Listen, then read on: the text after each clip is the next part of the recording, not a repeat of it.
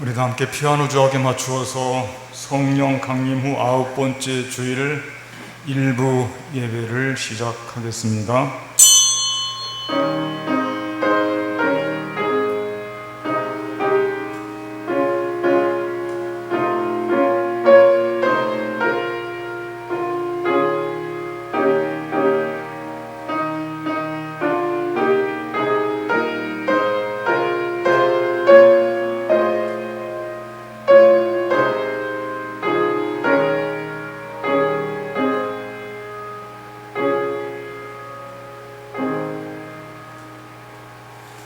할렐루야. 우리 하나님을 찬양하는 일이 선함이요 찬송하는 일이 아름답고 마땅하도다.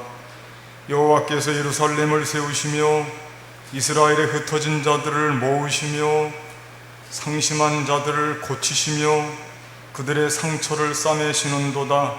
감사함으로 여호와께 노래하며 수금으로 하나님께 찬양할지어다. 예루살렘아 여호와를 찬양할지어다. 시온아 내 하나님을 찬양할지어다.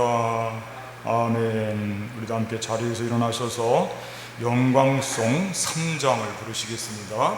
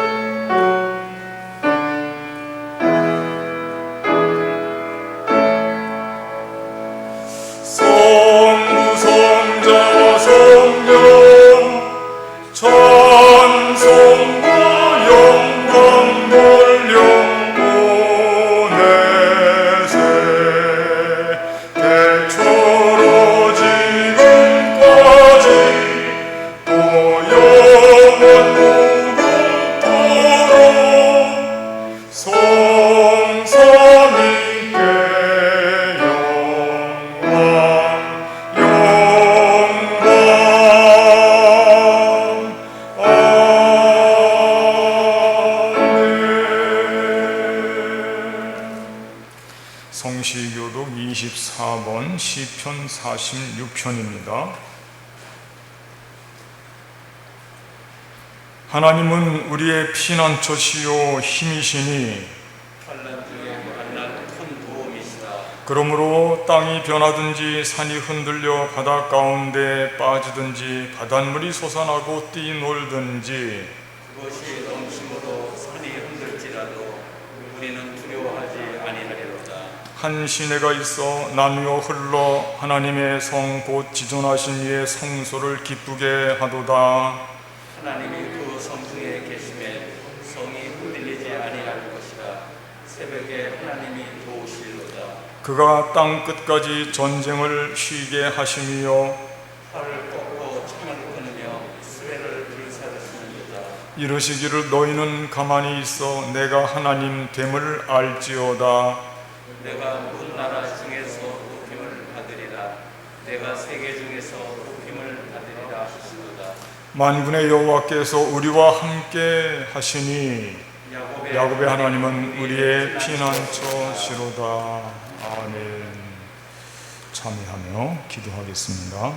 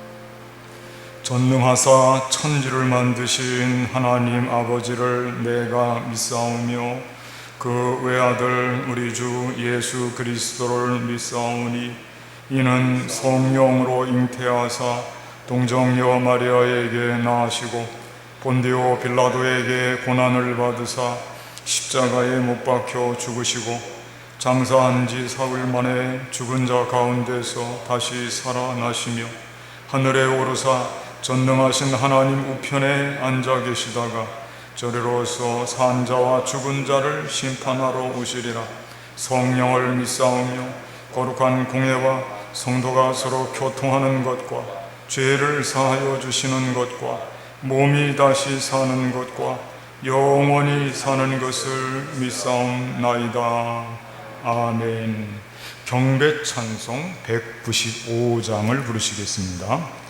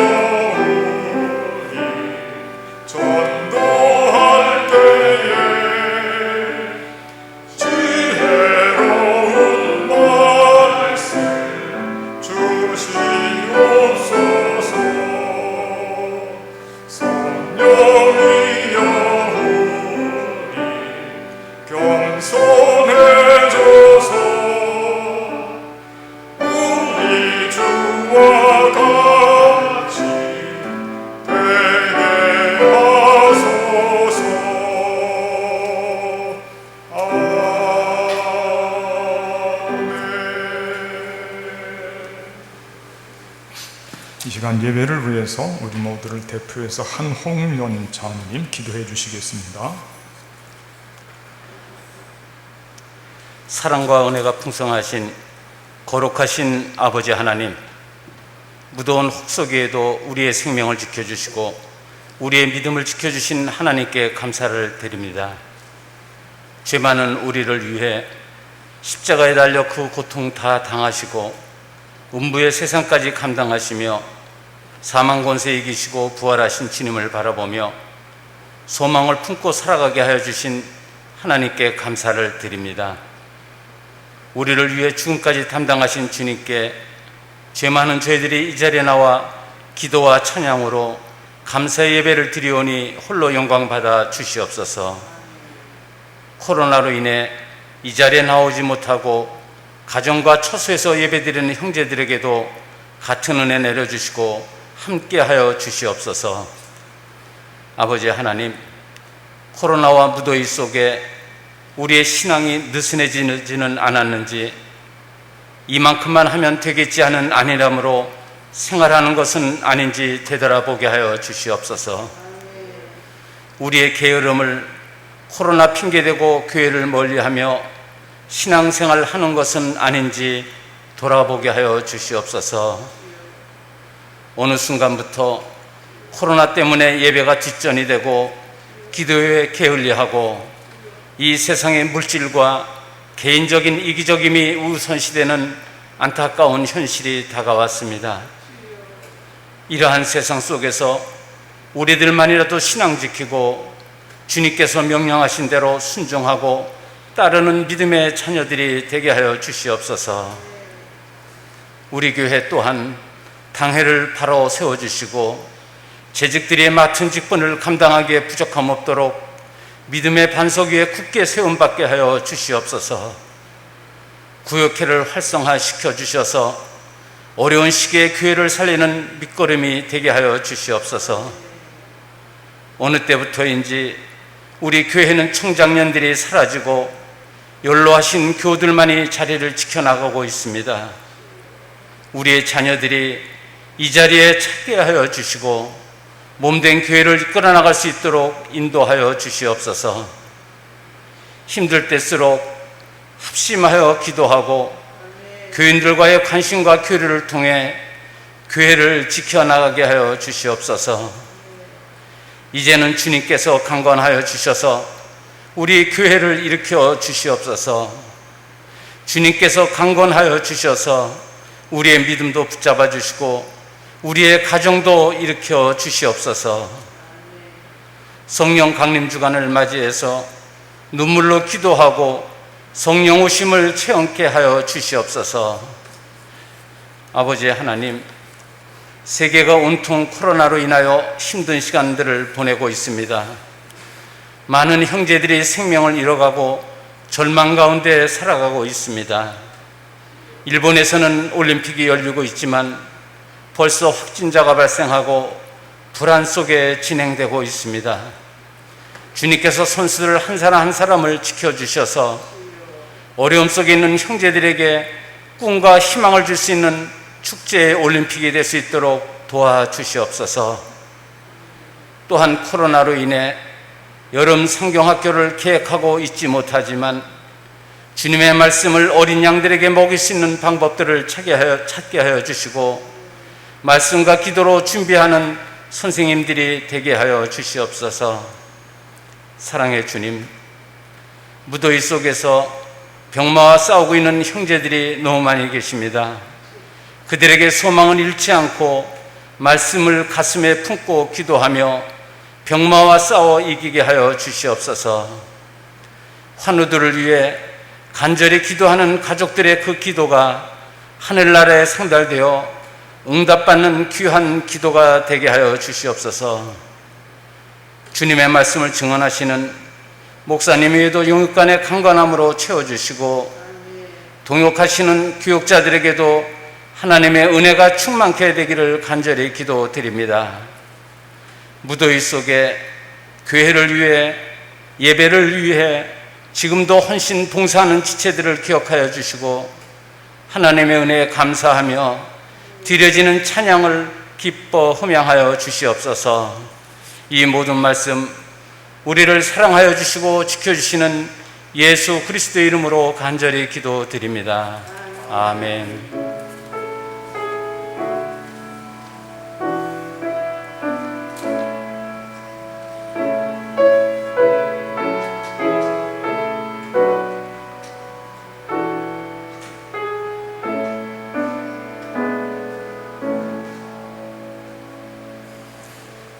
이 시간 서로 인사를 좀 나누시겠습니다. 앞뒤분 옆분 바라보시고 또 가정에서 우리 삶의 처소에서 온라인으로 예배드리는 분들도 함께 인사를 나누시기를 바랍니다. 서로 격려하시면서 위로하시고 또 세임 얻기를 바라겠습니다. 교회 소식 말씀드리겠습니다. 여러분들 가지고 계시는 주보 참조해 주시기 바랍니다. 예배에 대한 말씀입니다. 사회적 거리두기 방역 단계가 2주 연장이 되었습니다. 4단계로서 엄중한 때인데요. 이에 맞추어서 우리 용산제일교회 주일 예배도 8월 8일까지 온라인 예배로 드립니다. 예배당에 모일 수 있는 인원은 예배를 돕는 인원으로 해서 20명 이내로 됩니다. 기억하시고 많이 활용하시고 예배당에 모이는 것을 언제나 마음속에 사모함으로 기억하시기 바랍니다. 성도의 소식 말씀드립니다. 이성우 이영희 권사님 새로 아파트 이사 오셨습니다. 퇴원하신 분들 많이 계십니다. 정성자 권사님, 최명복 권사님, 최동림 권사님, 강미애 성도님, 병원에 입원하셔서 수술하시고 치료받고 퇴원했습니다. 많이 위로해 주시고 격려해 주시기를 바라겠습니다. 인순자 성도님 조수연 집사님의 어머니 되시는데요, 이영발 장로님의 장모님 되십니다. 다시 병세가 악화돼서 서울대병원 응급중환자실에 재입원을 하셨습니다. 많이 기도해 주시기 바랍니다. 모이는 소식 당에 있습니다. 말씀과 삶 8호로 나왔습니다. 가져가셔서 경건생활과 전도에 활용하시기 바랍니다. 수능 수험생을 위해서 많이 기도해 주시기 바랍니다. 주보에 기록된 명단 외에도 우리 자녀들 중에 시험 보는 이들이 많이 있습니다. 위에서 기도해 주시면 감사하겠습니다. 서울로 임신로에 있습니다. 온라인으로 예배드리면서 헌금하실 때 온라인 헌금으로 기억하시고 거기 본인의 이름과 또 헌금의 종류를 기입하시면 되겠습니다. 이상으로 교회 소식을 마치고 우리 다 함께 성경 말씀 찾아서 읽도록 하겠습니다. 구약성경 열왕기상 17장 8절로부터 16절까지 말씀.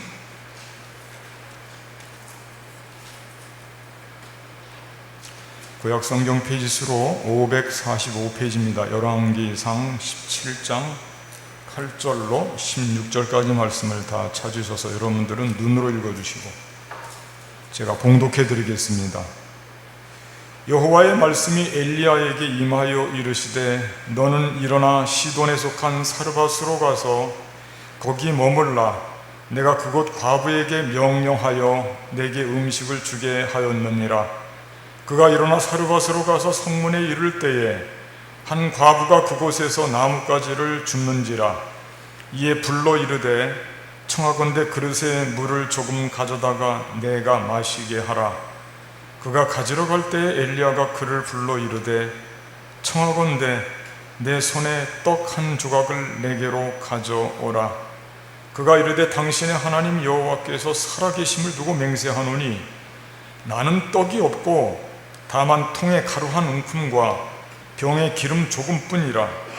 내가 나뭇가지 둘을 주어다가 나와 내 아들을 위하여 음식을 만들어 먹고 그 후에는 죽으리라. 엘리야가 그에게 이르되 두려워하지 말고 가서 내 말대로 하려니와 먼저 그것으로 나를 위하여 작은 떡 한 개를 만들어 내게로 가져오고 그 후에 너와 내 아들을 위하여 만들라. 이스라엘의 하나님 여호와의 말씀이 나 여호와가 비를 지면에 내리는 날까지 그 통의 가루가 떨어지지 아니하고 그 병에 기름이 없어지지 아니하리라 하셨느니라. 그가 가서 엘리야의 말대로 하였더니 그와 엘리야와 그의 식구가 여러 날 먹었으나 여호와께서 엘리야를 통하여 하신 말씀같이 통의 가루가 떨어지지 아니하고 병의 기름이 없어지지 아니하니라. 아멘. 이 시간에 우리 김태일 선생님 나오셔서 특송을 해주시겠습니다.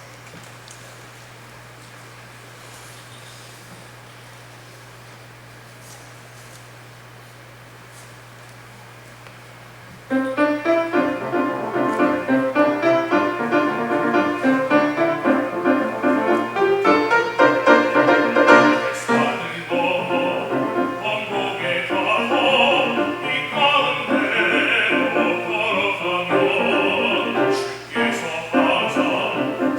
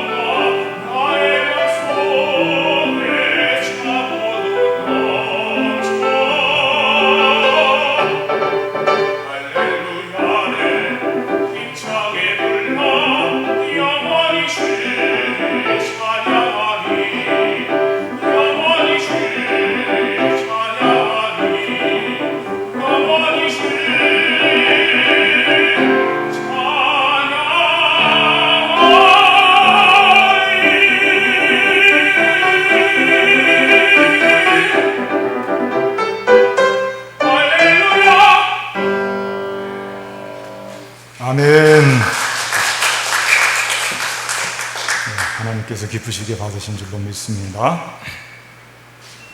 주보에 나와 있는 금주의 말씀을 제가 다시 한번 읽어드리겠습니다. 그가 가서 엘리야의 말대로 하였더니 그와 엘리야와 그의 식구가 여러 날 먹었으나 여호와께서 엘리야를 통하여 하신 말씀같이 통의 가루가 떨어지지 아니하고 병의 기름이 없어지지 아니하니라. 아멘. 정말 놀라운 일이죠. 기적이 일어났습니다. 물리적으로는 도저히 불가능한 일이 벌어진 것입니다. 음식이든지 생필품이든지 먹으면 줄어들고 쓰면 없어지는 것이 순리입니다. 그런데 먹어도 그대로입니다. 떨어지지 않습니다. 그리고 여기서 여러 날은 그저 한 3, 4일 정도가 아닙니다. 오늘 본문 앞에 있는 1절 말씀에 보면 수년 동안이라고 되어 있고 18장 1절 말씀에서도 3년 이상이 기록이 되어 있습니다. 예수님께서는 이 대목을 말씀하시면서 3년 6개월이라고 그랬고 야고보서에서도 3년 6개월이라고 되어 있거든요. 그러니까 이 여러 날은 며칠이 아니고 긴 기간입니다. 3년 6개월. 어떻게 이런 일이 가능할까? 신기할 뿐입니다. 3년 6개월 동안 그 병의 기름 그릇에 밀가루가 떨어지지 아니했다. 그러나 한편 만나를 생각해보면 놀랄 일도 아닙니다. 광야 40년 동안 일용할 양식으로 만나가 내려왔는데 하나님이 내려주신 것이죠. 그냥 거저 주신 것입니다. 속된 말로 공짜입니다. 40년 동안 말이에요. 이스라엘 백성들이 땀을 흘리고 벌어서 장만한 먹거리가 아닙니다. 그냥 얻어먹은 것입니다. 그것도 풀 한 폭이 없는 광야에서 말입니다. 그러므로 우리는 이런 대목에서 일용할 양식의 근본을 깨달아야 됩니다. 그건 순전히 하나님의 은혜의 손길 덕분이라고 하는 것을 잊어서는 안 된다고 하는 것입니다. 내가 일한다고 해도 내가 일할 수 있도록 하나님이 은혜 베풀어 주시니까 일할 수 있는 것입니다. 하나님의 은혜, 우리의 삶의 모든 면에서 충만합니다. 그러므로 오늘 본문에 소개하는 사르밧 과부의 대접은 하나님의 은혜와 깊은 관련을 맺고 있습니다. 오늘 본문 내용을 우리가 잘 알고 있습니다. 그러나 다시 한번 간단하게 소개를 하면 엘리야가 등장하는데 엘리야 이름의 뜻은 여호와가 참 하나님이시다 그런 뜻이에요. 엘리야 대선지자입니다. 북이스라엘 아합 왕 때 활동을 했는데 아합 왕과 엘리야는 극과 극입니다. 아합 왕은 최악의 왕이었고 엘리야는 최고의 선지자였습니다. 나라의 상황은 그야말로 비상 상황, 위기 상황입니다. 3년 6개월 동안 비가 내리지 않고 이슬이 내리지 않았기 때문에 다 메말라가고 그 사람들은 모두가 굶어 죽어가고 있었습니다. 그러나 하나님이 엘리야를 이런 상황에서 살리고 있습니다. 왜? 위대하게 쓰시려고. 처음에는 그릿시냇가로 인도했습니다. 냇물을 마시고 까마귀가 떡과 고기를 가져다 주어서 살아가고 있었습니다. 그런데 얼마 가지 못했습니다. 물이 다 말라버렸습니다. 비가 오지 않았기 때문에. 그러나 걱정할 필요가 없습니다. 또다시 하나님의 은혜가 임합니다. 이번에는 시돈에 속한 사르밧, 다른 이름으로 사렙다라고 합니다. 사렙다. 거기로 보냈습니다. 이방 땅입니다. 요단 동편에서 지중해 쪽으로 건너편으로 반대 방향으로 가라고 한 것입니다. 그리고 거기에서 한 과부에게 가라고 한 것입니다. 그가 너를 먹여줄 것이다. 하나님의 말씀입니다. 좀 얼떨떨하죠? 밑도 끝도 없는 이런 말씀. 생면부지 이방 여인이 어떻게 나를 책임질 수 있단 말인가? 인간적으로는 도저히 이해가 되지 않습니다. 그러나 엘리야는 마치 저 옛날 아브라함처럼 순종하면서 갑니다. 그랬더니 성문에 이르자마자 과부를 만나게 됩니다. 그리고 엘리야는 이 여인에게 하나님의 말씀을 전했고 이 과부는 그 말씀을 순종했습니다. 사실 오늘 본문에서 설명하고 있지만 이 과부가 순종할 수 있는 상황은 결코 아닙니다. 마지막 끼니 이걸 누구에게 대접할 수 있겠습니까? 그러나 순종한 것입니다. 그리고 모두가 은혜를 체험했고 기적을 맛보게 되었던 것입니다. 자, 그렇다면 사르밧 거부의 이 마지막 끼니는 위기 상황을 대변하는 말씀이거든요. 이 마지막 끼니의 대접, 그 속에 담겨있는 교훈, 가르침이 무엇일까? 그리고 이러한 대접을 통해서 누리게 된 은혜와 축복이 무엇일까? 오늘은 이 점에 대해서 살펴보며 함께 은혜를 나눈 시간을 가지려고 합니다. 첫 번째 생각할 것은 위기 상황에서 나눔을 실천하라. 나눔에 대한 교훈이죠. 나눔을 실천하라고 하는 교훈입니다. 아무리 중요한 위기 상황이 온다 해도 나눔을 실천하라는 것입니다. 본문의 12절 말씀을 제가 한번 읽어드리겠습니다. 그가 이르되 당신의 하나님 여호와께서 살아계심을 두고 맹세하노니 나는 떡이 없고 다만 통에 가루 한 움큼과 병에 기름 조금뿐이라. 나눌 것이 사실 없다는 거예요. 내가 나뭇가지 둘을 주어다가 나와 내 아들을 위하여 음식을 만들어 먹고 마지막 끼니입니다. 그 후에는 죽으리라. 절망입니다. 더도 없습니다. 마지막 한 끼, 그거 남겨 있다는 거예요. 어떤 절박한 분위기를 느낄 수가 있고, 이런 상황에서 지금 떡을 한 덩이 달라고 엘리야가 주문을 하는 것이에요. 엘리야가 이렇게 부탁했거든요. 떡 한 조각을 얻어 먹읍시다. 떡 한 조각을. 근데 그 전에 말씀 보니까 엘리야가 이 여인에게 먼저 물을 좀 달라고 했어요. 마실 물을 달라. 물도 귀하죠. 그래도 물을 달라고 했는데 참 사람 인심이 그렇지 않습니까? 물을 주려고 지금 가는데 등에다 대고 뒤에다 대고 떡도 좀 달라는 거예요. 물을 달라고까지 한 것까지는 글쎄 나그네고 목이 말라서 어렵겠구나 하고 주려고 했는데 돌아서서 가는데 떡을 좀 달라고 그러는 거예요. 이 말을 듣고 아마 이 과부는 어땠을까요? 어떤 상황이 벌어졌을지 한번 상상을 해봐야 돼요. 뭐라고요? 물을 달라고 해서 주려고 했다니까 이번에는 물만 아니고 떡까지 달라고요? 지금 당신이 내 상황을 알기나 합니까? 당신에게 줄 떡이라도 있으면 정말 좋겠습니다. 내가 지금 마지막 끼니 준비하고 있는 상황입니다. 제가. 그리고 이후에는 굶어 죽을 판이고요. 내 상황을 아시면서 달라고 하느냔 말이에요. 아마 이렇게 마음속에 생각을 했을 수도 있다는 것입니다. 엘리야는 이 여인이 미래에 대한 두려움으로 가득 차 있는 것도 겸해서 느낄 수가 있었어요. 사실 이 과부만 그런 것이 아니었습니다. 당신 모두에게 경제적인 위기, 아니 생존의 위기를 지금 겪고 있는 중이었던 것입니다. 그런데 엘리야가 눈치 없이, 아니 정말 눈치가 없을까요? 엘리야가요? 그렇게 요청을 하는 거예요. 떡을 달라고. 누구 말 맞다나 엘리야가 지금 벼룩의 간을 빼먹고자 하는 것일까요? 그렇지가 않습니다. 한 가지만 더 생각할 것은 지금 엘리야가 자기 자신만을 위해서 그런 것일까요? 그런 것이 아닙니다. 엘리야는 모두를 살리는 일을 도모하고 있는 것입니다.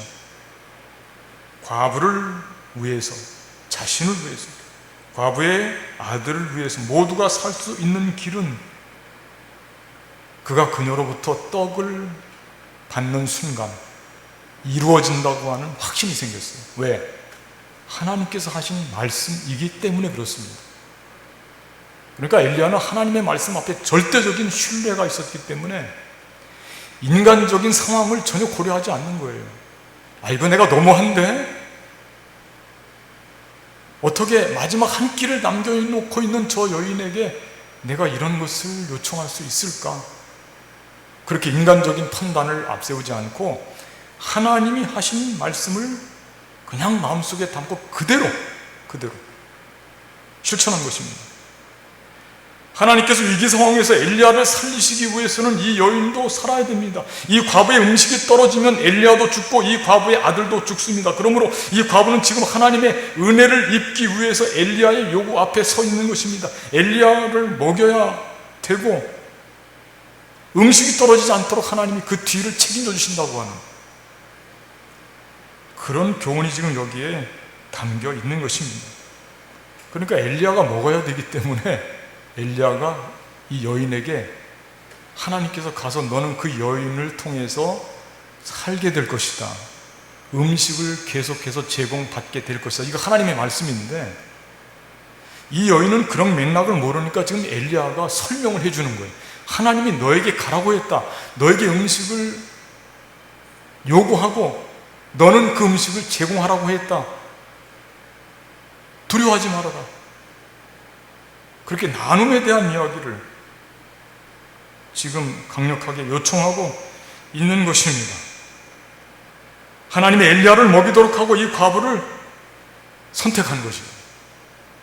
그러니까 나눔이라고 하는 것은 내가 내 입장에서 볼 때 내 것을 내놓는 것이지만은 하나님 입장에서 볼 때는 그 사람을 살리는 은혜라고 하는 거예요. 그게 나눔의 정신이에요. 내가 나눌 때는 나의 절박한 것을 가지고 어떻게 나눌 수 있을까 걱정하지만은 하나님은 걱정하지 말라. 그 뒤는 내가 담당한다. 그런 교훈이에요. 엘리야를 먹이라. 그에게 나누라. 사르밧 또한은 없습니다. 마지막 한 끼밖에 없습니다. 그렇게 나올 수 있어요. 그러나 걱정하지 마. 내가 채워줄 테니까 걱정하지 말라니까. 하나님이 사르밧 과부에게 은혜를 지금 예비하고 엘리야로부터 그런 주문, 요구를 받고 있다고 하는 것입니다. 예수님께서 행한 기적이 있습니다. 어린아이 하나가 보리떡 5개, 물고기 2마리를 가지고 왔습니다. 그에게는 일용할 양식입니다. 소박한 것이지만 동시에 그에게는 전부입니다. 그런데 이것이 주님의 손에 맡겨졌습니다. 그 이후에 어떻게 되었는지 우리는 너무나도 잘 알고 있습니다. 5,000명 이상이 배부르게 먹고 12광주리가 남았습니다. 이것이 나눔의 신비입니다. 여유분으로 나눈 것이 아닙니다. 많은 것으로 나눈 것도 아닙니다. 그러나 위기 상황 속에서 전부를 나눈 것입니다. 비록 적은 것이지만. 그랬더니 하나님의 은혜가 충만한 삶의 기적을 체험하게 되었다고 하는 것입니다. 우리가 생각할 때 내가 도울 수 있을 때 도와드릴게요. 여유가 생기면 나눠줄 거예요. 조금 기다리세요. 이렇게 우리 마음속에 이런 음성이 들릴 때 우리는 이거 막아야 돼요. 사탄의 속삭임이에요. 나눔은 그렇게 해서는 이루어질 수가 없어요. 조금 있다가 여유가 되면 내 코가 지금 석자라니까 당신 나 지금 상황 어떤 상황인지 알아? 그렇게 갖고는 나눌 수 없다는 것입니다. 나눔은 지금 생존 위기 상황이 있지만은 지금 나누는 것이라는 거예요. 지금 나눠야 된다. 지금 나누자. 지금 도와주자. 지금 나에게 나누어 달라고 오는 자가 하나님의 은혜다. 그를 염치 없는 사람이라고 박대하지 말라. 은혜를 걷어차는 것이라는 것입니다. 이게 나눔의 신비예요. 성경 말씀에 보면 넉넉한 가운데 나눈 것은 거의 없어요. 절박한 상황 속에서 지금 나누는 일을 하는 것입니다. 나중에 좀 좋아지면, 좀 형편이 좋아지면 내가 도울 수 있을 때 도울 테니까 나를 이렇게 인색한 사람으로 생각하지 마. 돌려보내지 말라는 것입니다. 나눔은 지금 일어나야 되는 사건이고, 지금 위기 상황에서 그에게 위기 상황 속에서 함께 하는 것이 나눔의 정신이라고 하는 그런 말씀의 교훈을 담고 있는 것입니다. 두 번째로 생각해 볼 것은 위기 상황에서 우선순위를 분명히 하라 라고 하는 거예요. 우선순위를 분명히 하라. 아무리 위기 상황이지만 나눔을 중단해서는 안 되고, 두 번째는 우선순위가 있다는 우선순위를 분명히 하는 것이 그게 위기를 극복하는 아주 중요한 자세예요. 우선순위가 중요한 것입니다. 본문의 말씀 13절 말씀을 같이 한번 제가 읽어드리겠습니다. 엘리야가 그에게 이르되 두려워하지 말고 가서 내 말대로 하려니와 먼저 그것으로 나를 위하여 작은 떡 1개를 만들어 내게로 가져오고, 먼저 그 후에 너와 네 아들을 위하여 만들라. 순서를 정해주는 거예요. 이거 마지막 끼니입니다. 이거 마지막 끼니예요. 그랬던 것을 아니다. 먼저 나에게 가져와서 내가 먹고 그 후에 너와 내 아들을 위하여 만들라. 잘 이해가 안 되죠. 잘 이해가 안 되는 우선순위를 결정해 주는 것이에요. 그게 지금 하나님의 종 엘리야가 하는 일입니다. 인간적으로는 반감을 얼마든지 살 수가 있어요. 그렇지만 이런 상황에서 바르고 아름다운 우선순위를 결정해 주는 거예요. 뭐가 먼저일까? 무엇을 먼저 해야 될까? 이거 세우는 거예요. 이 과부의 상황을 자세히 들여다보면 과부는 지금 누구를 의지할 수 없는 사람. 왜? 과부잖아요. 경제적인 활동을 어떻게 감당할까? 거기다가 아들까지, 어린 아들까지 있어요. 무엇보다 지금 과부의 상황을 잘 설명해 주는 게 마지막 끼니입니다. 이거 먹고 죽는다는 거거든요. 엘리야가 지적하는 대로 두려움에 가득 차 있는 상황, 희망이라고는 없어요. 그런 사람, 그런 형편이 지금 이 여자의, 이 과부의 형편입니다. 이런 때 무엇을 먼저 해야 될까? 우선순위가 뭘까? 그걸 말씀하고 있는 거예요. 이 과부의 우선순위는 평소에 13절 말씀에서 오늘 이렇게 말씀했듯이 한결같습니다. 나와 내 아들을 위하여. 이게 우선순위예요. 나와 내 아들을 위하여 나는 뭐든지 한다.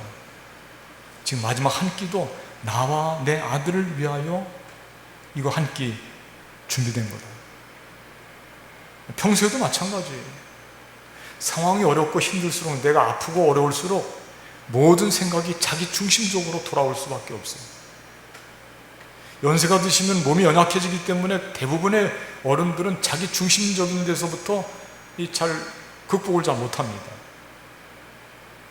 그래서 생각할 때 우선순위가 언제나 나와 내 가정이에요. 나와 내 아들을 먼저 먹여야 될 것이 아닌가. 여러분, 이거는 어떤 사람들만 그런 게 아니에요. 대부분 그렇습니다. 우리가 지금 이 세상 살아가면서 우선순위를 결정할 때 어디 먼저 우선순위를 결정하느냐? 나와 내 가정이에요. 내 자식들이에요. 그 우선순위에서 영순위입니다. 도저히 뒤로 물러갈 수가 없습니다. 지금 이 과부는 더욱 그렇습니다. 모든 삶의 우선순위에 뭐가 들어있냐면 나와 내 아들을 위해서, 나와 내 가정을 위해서. 오늘 현대인들의 대부분의 삶의 스타일이 다 그렇습니다. 나와 내 가정을 위해서 내가 뭐든지 한다. 그게 우선순위라는 거예요. 그런데 우리는 이렇게 자연스럽고 이렇게 평범하고 사실 합리적인 그런 우선순위에 대해서 문제 제기를 하는 대선지자 엘리야는 문제 제기를 하는 거예요. 그게 우선순위가 아니다. 너와 내 아들이 우선순위가 아니고 나를 먼저 먹여라. 그게 우선순위라는 거예요. 나를 살려야 너희들이 산다. 그게 우선순위라는 거예요. 도무지 이해가 되지 않습니다. 그러나 엘리야는 힘주어서 그 우선순위를 말해주고 있습니다. 나를 살려라. 하나님이 나를 살리라고 너에게 나를 보내주었는데 네가 나를 살림으로 말미암아 그 뒤에 있는 모든 일은 너에게 축복이고 은혜가 될 것이다. 나를 살려라. 그게 우선순위라는 거예요. 잘 이해가 되지 않습니다. 그러나 엘리야는 이렇게 힘주어서 그 우선순위에 대해서 분명한 어조로 이 과부에게 설명하고 전달하고 있습니다.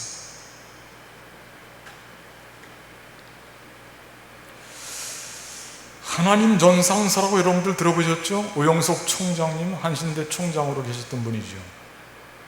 그분의 일화 하나를 제가 소개를 한번 해드릴게요. 그분이 젊은 날 신학생 시절에 교회에서 아주 신실한 집사님 한 분이 계셨는데 무더운 여름날이면은 이분이 가만히 부르는 거예요. 오영석 총장님, 신학생이니까. 그때 그 목사님 사택에 조그만한 골방이 하나 있었는데 거기로 그를 데리고 가서 튼실한 암탉을 시장에서 사와서 인삼, 대추 이런 것을 잔뜩 넣고 오랫동안 삶아서 이거를 그 골방에다 놓고 여기에서 먹고 나오라고 그러는 거예요. 무더운 여름날인데 얼마나 덥겠어요. 근데 이유가 있었어요. 귓속말로 하듯이 이야기하는 게 우리 아이들이 보면 안 되니까 다 드시고 나오시라고 그러더라는 거예요. 사실은 이 집사님은 형편이, 누구를 대접할 수 있는 형편이 전혀 아니었어요. 너무 가난하고 그러나 신실한 믿음을 가지고 있었어요. 교회를 도왔지만은 급료를 받은 적이 없습니다. 그러면서 교회를 그 집사님 부부가 열심히 봉사를 했어요. 그런데 이 오영숙 총장님이 젊었을 때 몸이 허약해 보이니까 소위 그게 뭔가 했더니 지금 생각해 보면 이 무더운 삼북더위에 먹는 삼계탕이었어요. 삼계탕. 그거를 대접해 주면서 우리 아이들이 보면 곤란하니까 이 골방에서 다 드시고 나오라고. 젊은 이 신학생 오영숙 총장님은 그 뜨거운 삼계탕을 처음에는 땀을 흘리면서 먹다가 나중에는 그 뜻을 새기면서 마음속으로부터 너무나 감사한 마음이 들고 막 눈물이 나오는 거예요. 눈물이. 이렇게 가난한 이 집사님, 아이들도 한 번도 이 보약 같은 이런 음식을 차려주지 못하면서 내가 누군데 나에게 이렇게 대접을 하시는가. 눈물인지 땀인지 모르게 뒤범벅이 되어서 그릇을 다 비워내고 그리고 나왔다는 거예요.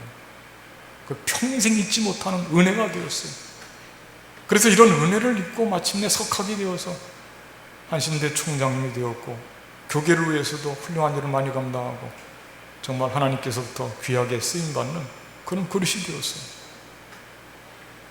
이 집사님의 자녀가 아드님이 한 분 있었고 딸이 셋인데 아드님은 광주의 한빛교회 목사님으로 계시다가 또 강진읍교회 목사님 계시다가 지금 은퇴하셨고 따님 셋 중에 두 분은 사모님이 되었어요. 한 분은 교회 찬양대 지휘를 하고 계셔요. 믿음의 모든 유산을 아름답게 물려받은 거예요. 그 없고 힘들고 어려운 상황에서 그렇게 하나님의 일을 하는 사람, 연약해 보이는 그를 그 대접하는 그 마음을 하나님께서 보시고 그를 아름답게 만들어 주셨던 것입니다. 그때 당시로는 이해를 할 수 없었어요. 자녀들이 알면 우리 어머니 왜 이랬을까? 우리 자녀들에게는 한 번도 이런 음식을 대접하지 않는 분이 얼마나 섭섭했겠습니까? 그것을 마음에 새기니까 눈물이 그렇게 나와서 그냥 삼계탕을 먹는지 눈물을 흘리는지 모르게 그렇게 드셨다는 거예요.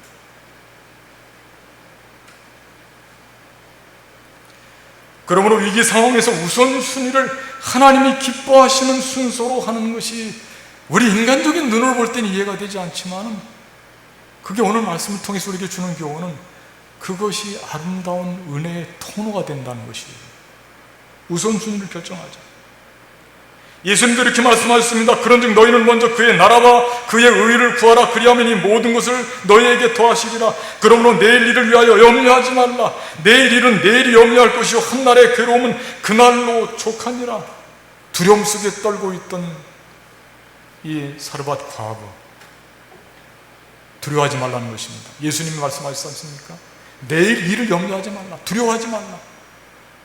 하나님의 일을 먼저 하고 먼저 하나님 나라 의를 구하면 그 나머지는 하나님께서 채워주시는데, 공중의 사도 들의 백합화도 하나님이 먹이시고 입히시는데 하물며 너희일까 보냐 믿음이 적은 자들아, 이렇게 말씀하시지 않습니까? 어려움을 당했을 때, 위기 상황이 올 때 믿음의 우선순위를 저버리는 것은, 그건 믿음적인 상황에서 볼 때는 어리석은 거예요. 세워야 됩니다. 우선순위 바뀌지 않도록 믿음을 철저히 관리해야 되는 것입니다. 한 가지만 더 말씀드린다. 위기 상황에서 나누는 것도 중요하고 우선순위도 중요한데, 오늘 말씀에서 더욱 강조하는 한 가지 상황이 있는데, 그게 뭐냐면 순종이 얼마나 중요한 것인지. 순종이 참 믿음이라는 거예요. 순종이 어렵습니다. 왜 그러냐면 자연스럽게 이해가 되면 순종할 텐데 이해가 되지 않는 상황이 오게 되면 순종할 수 없거든요. 그래서 어려운 거예요. 근데 성경 말씀에 보면 대부분의 상황들이 이해를 할 수 있는 상황이 아니에요. 그런 상황에서 순종을 말씀하시는 거예요. 제가 15절 16절 말씀 읽어드릴게요. 그가 가서 엘리야의 말대로 하였더니 순종했다는 것입니다. 어려운 상황이지만 그와 엘리야와 그의 식구가 여러 날 먹었으나 여호와께서 엘리야를 통하여 하신 말씀같이 통에 가루가 떨어지지 아니하고 병에 기름이 없어지지 아니하니라. 아멘. 엘리야의 말대로 하였더니 상식적인 판단으로는 전혀 순종할 수 없는 상황이었지만 이 과부는 하나님의 사람 엘리야의 이야기를 듣고 그대로 따랐습니다. 이방인이면서 말이에요. 여기에는 깊은 의미가 있어요. 하나님의 자녀들을 부끄럽게 하는 순종의 모범을 하나님의 자녀들 이스라엘 통해서 보여준 게 아니고 이방 여인을 통해서 보여준 거예요. 당시 이스라엘은 온갖 불순종을 일삼고 있었습니다. 물질주의에 빠져서 바알신을 국신으로 섬겼습니다. 바알이 비를 내리고 바알이 풍요를 보장하고 바알이 미래를 이끌어갈 것이라고 믿고 바알에게 제사를 지냈습니다. 하나님의 마음이 얼마나 아팠을까요? 사르밧 과부는 이방 여인이었지만은 그렇게 하지 않았습니다. 하나님을 의지하고 하나님을 믿고 하나님의 피도 하나님의 음식도 이러한 양식도 하나님의 손에 달려있는 것을 고백하고 그리고 순종의 삶으로 나간 것입니다. 선지자의 말이 하나님의 말씀인 것으로 받아들이고 순종한 것입니다. 아합 왕과 왕비 이세벨은 이스라엘 백성을 하나님과 멀어지게 만들고 불순종으로 일삼았습니다. 이세벨은 수많은 하나님의 선지자들을 죽이고 거짓 우상 바알을 숭배하라고 협박을 했습니다. 바로 이런 상황에서 사르밧 과부는 순종의 모범을 보이는 것입니다. 그것도 마지막 끼니로 말입니다. 그러니까 위대한 순종이에요. 이런 순종의 사람을 하나님께서 가만히 놔둘 리가 없죠. 마지막 끼니는 더 이상 마지막 끼니가 되지 않았어요. 계속해서 공급받는 일용할 양식이 되었던 만나가 되었던 것입니다. 만나. 하나님의 사람을 살리고 아들을 살리고 자신이 살 수 있는 축복의 통로가 된 것입니다. 우리는 지금 위기의 상황을 만나고 있습니다. 하나님 앞에 순종을 하는 것을 익숙하게 만드는 상황입니다. 어렵고 힘들지만 하나님 왜 나에게 이렇게 하십니까? 질문할 수 있지만 이런 모든 상황은 우리를 순종으로 이끌어가고 그 순종 뒤에 숨겨놓은 하나님의 은혜를 체험하도록 그렇게 우리를 만들고 있다고 하는 것입니다. 사르밧 과부의 대접은 하나님이 베푸시는 은혜의 통로였습니다. 아무리 어려운 상황이지만 나눔, 우선순위, 순종 이런 모든 신앙의 가치를 포기하지 말고 잘 감당할 때 거기 하나님의 영광이 있고 하나님의 기적이 나타나고 우리 삶의 미래가 보장될 줄로 믿습니다. 오늘 사르밧 과부를 통해서 이 아름다운 믿음 나의 것으로 만들고 어려운 위기 상황 속에서 승리하시는 저와 여러분들이 되시기를 주님의 이름으로 간절히 축복하겠습니다. 기도하겠습니다. 감사하신 하나님, 오늘 말씀을 통해서 사르밧 과부의 아름다운 삶을 우리 마음속에 담습니다.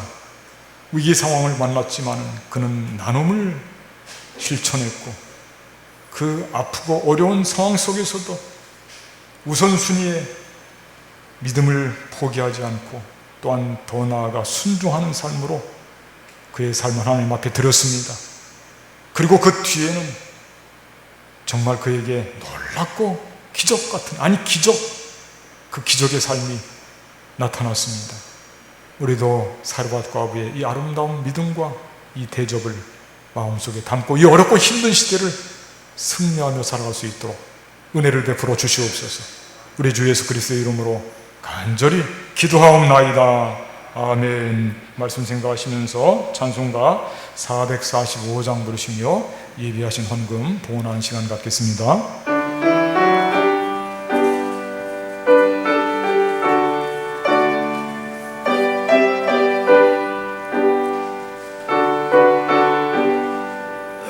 대산을 넘어 무게가 빈 가운데로 걸어가면 주께서 항상 지키시기로 약속한 말씀 변치 않네.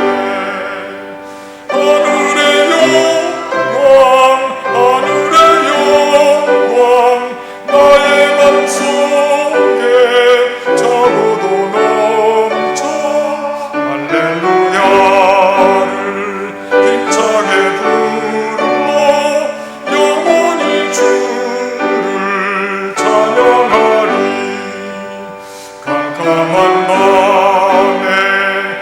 많을지라도 주께서 나의 길 되시고 나에게 밝은 빛이 되시니 길어버릴 염려 없네. 하늘의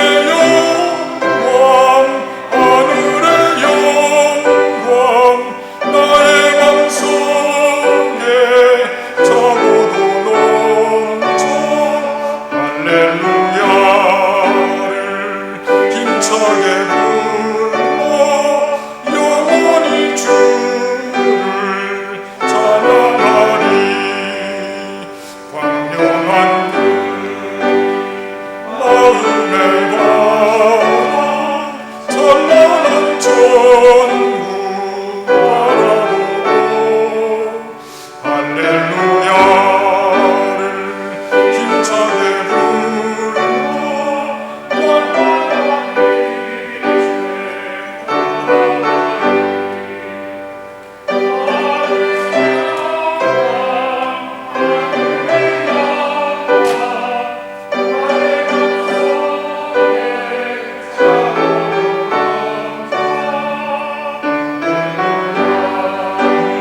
힘차게 불러 영원히 주를 찬양하리. 은혜와 사랑이 충만하신 하나님, 오늘 주님 전에 나와 혹은 우리 삶의 처소에서 귀한 예배 드릴 때에 우리에게 베풀으신 귀한 물질, 우리 마음과 정성을 엮어서 주님 제단에 바칩니다. 바치는 손길 그 삶을 기억하시고 어렵고 힘든 시대를 살아가면서 믿음으로 승리하는 삶이 되게 하시고 풍성한 은혜를 마음껏 나누는 삶이 되게 하시고 하나님의 영광 중에 쓰임받는 아름다운 삶이 되게 하여 주시옵소서. 해외에 나가 있는 주의 자녀들, 국문에 속한 아들들, 특별히 질병과 암과 투병하는 주의 자녀들이 많이 있습니다. 저들을 위로하시고 능력의 손길로 치료하시고 회복되어 하나님 앞에 영광을 돌리게 하여 주시옵소서. 경제적인 어려움 가운데 있는 자녀들도 있고 여러 가지 아픔과 고통, 마음의 상처를 가지고 살아가는 주의 자녀들도 있습니다. 주님 모두를 기억하시고 저들의 정성을 받아주시고 하나님의 큰 사랑을 마음껏 베풀어 주시옵소서. 바쳐진 예물 주님의 뜻에 맞게 귀하게 쓰임받는 물질이 될 줄로 믿습니다.